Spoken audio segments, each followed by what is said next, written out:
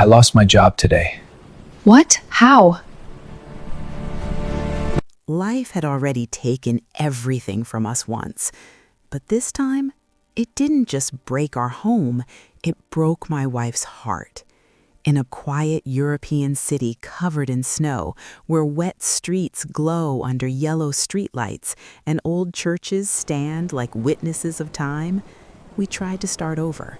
A new country, new hopes, and faith still alive in our hearts. Every morning, my wife stood by the window, making coffee, smiling softly as she watched the snow fall. Then, life happened again.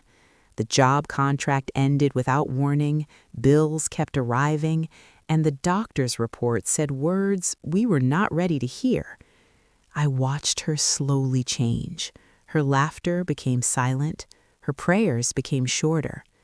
One evening, she sat on the floor, her back against the wall, holding a letter she didn't want to read again. In a broken voice, she whispered, "Why does God keep choosing us for pain?" I wanted to answer, but I had no words, so I just sat beside her. Sunday came.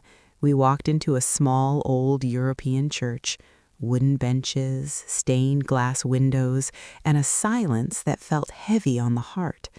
The pastor spoke gently, and then he said a line that felt meant only for us.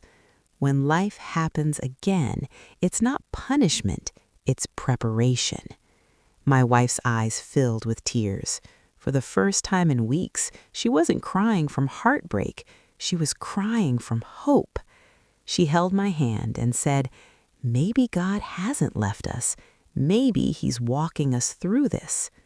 Nothing changed that day. The problems were still there, but she was different. Her heart was still broken, but now it was open.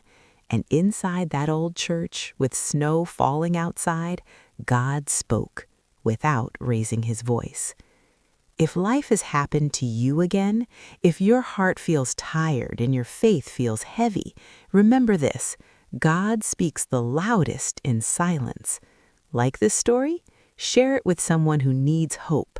Subscribe for more real-life stories that heal the heart.